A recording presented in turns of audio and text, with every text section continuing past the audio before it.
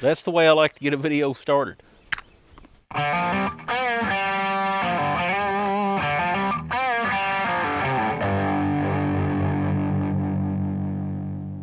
Hello guys and gals, Buffalo here. Welcome back to the range. What I've got today is a Taurus 856 Ultra-lite. So this is a double action revolver intended for concealed carry, chambered for 6 rounds of 38 special, has a 2-inch barrel, and features an aluminum frame, hence the Ultra-lite, to help keep the weight down. The advertised weight on this revolver is 16 ounces. My scale shows this one actually coming in at a little under that. But either way, that's about a 6-ounce weight savings over the standard model 856 with the same barrel length. The sights on this revolver consist of a ramped front sight pinned in place. You've got an integral notch rear sight. The aluminum frame is black anodized, and the carbon steel cylinder and carbon steel barrel are a matte black finish that match that anodizing pretty good. This is actually a pretty good looking little revolver. Of course, you've got an exposed hammer. This is a double action revolver, but with that hammer being exposed, you can thumb cock it and shoot it in single action if that's what you want to do. Push to release cylinder like on the Smith & Wessons, and the cylinder rotates counterclockwise like with a Smith & Wesson. These grips are pretty nice in my opinion for concealed carry grips. They're a hard rubber, or they feel to be a hard rubber. You got plenty of texturing on the side panels, but more importantly along the back here. The front, you've got these slight finger grooves. They're not deep. This is going to fit your hand unless your hand's just really outside the normal of what a normal hand size would be. My hands are extra large. Kind of swallow the grip up a little bit there.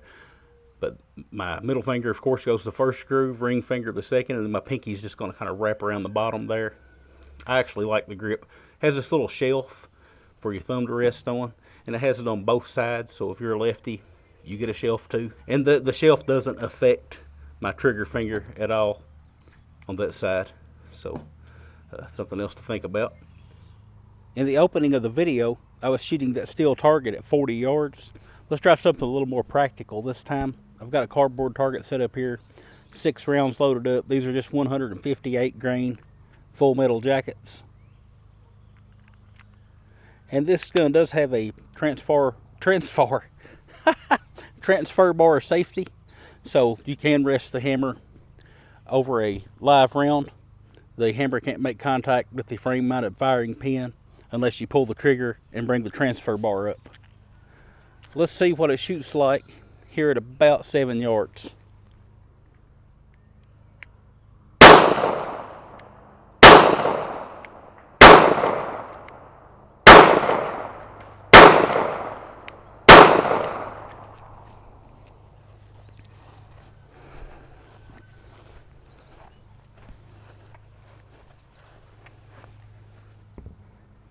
Had a pretty good group going there right beside the A. I was aiming at the A, and I had these two down low here. Probably just me anticipating a little bit. All right, same thing again. This time I'm going to take some headshots.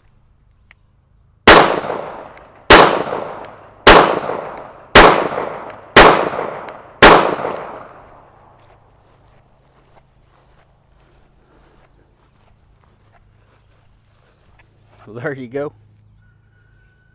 That's what that looks like. Let's do a trigger pull test. This company here, One Tiger, sent me this new trigger pull scale. They had watched some of my revolver videos and noticed that my Lyman scale would only go to 12 pounds. And I've got a lot of revolver videos, and a lot of them that double action pull is just over 12 pounds, so I can't check it. Well, they sent me this little thing. This will go to 110 pounds. This is more of a laboratory type push-pull scale. It'll do a push or pull measurement. But I'm going to do a little review of this thing just to thank them for sending it over to me. You guys will see that coming soon. So let's go ahead. I've got this set on peak. You always want to set it on the peak pull when you're doing a trigger pull. Let's do a double action pull first.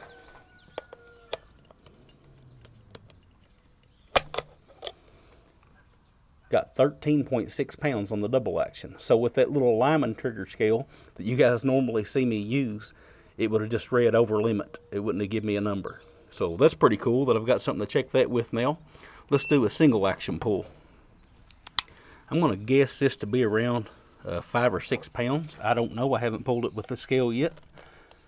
But it's fairly stiff, and I got 6.2 pounds.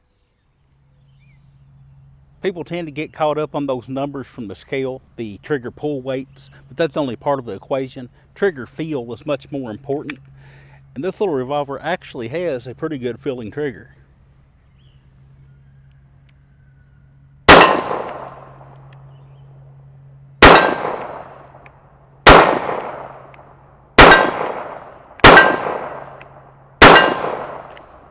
And even in a 16-ounce gun, the recoil of a standard pressure 38 special round is just not that much. Now I've got some Winchester 125 grain plus P jacketed hollow points in here, and that does give it a significant boost in recoil.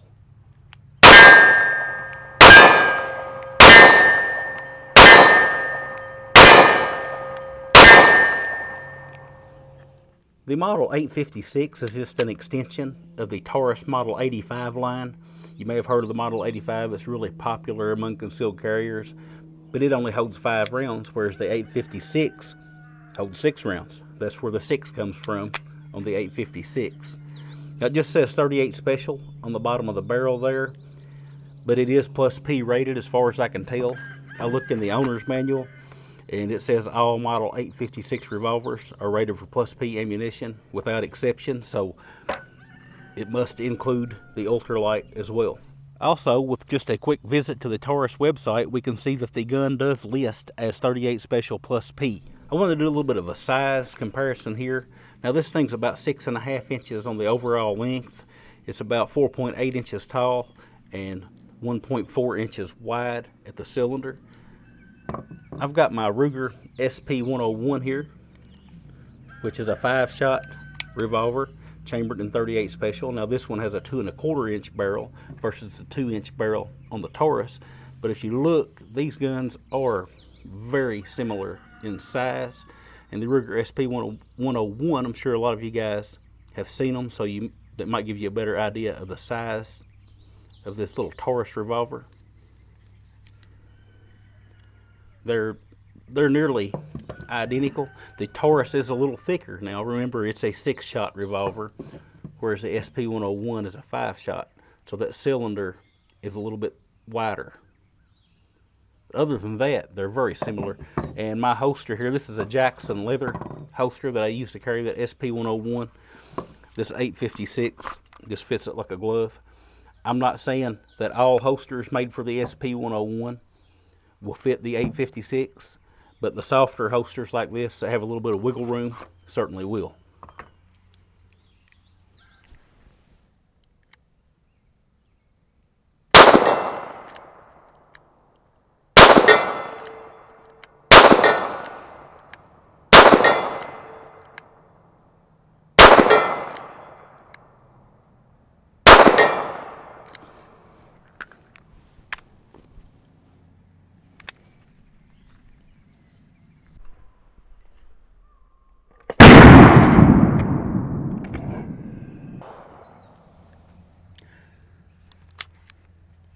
Alright, just a couple things to talk about here before I put this video to bed.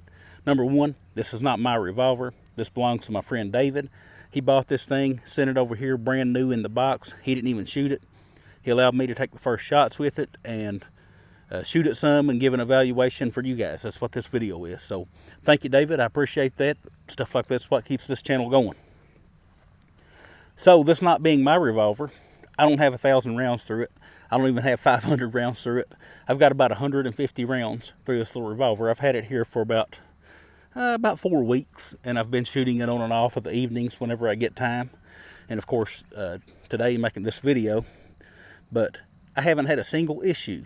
Out of those 150 rounds, I haven't had any extraction problems, no light primer strikes, just absolutely nothing to report back to you guys with.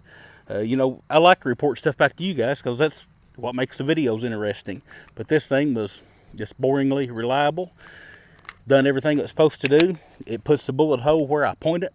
You can't ask for much more, and especially for a gun of this price range. This thing goes for just guessing, somewhere around 320 up to maybe 350, maybe a little more than that.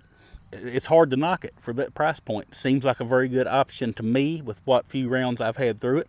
Of course, the 38 Special is a tried and proven cartridge. Those plus P's really bring it up to a more effective, makes it a much more effective cartridge. And this thing seems to handle them just fine. There are speed loaders available for this thing. There's a lot of different holsters and stuff available for it. It has a pretty good aftermarket following. I guess that's really all I've got to say about it. I appreciate you guys hanging out here at the range with me today. And always remember, if anyone asks you to give up a little of your freedom for the greater good, that freedom is the greater good. And I'll talk with y'all again soon.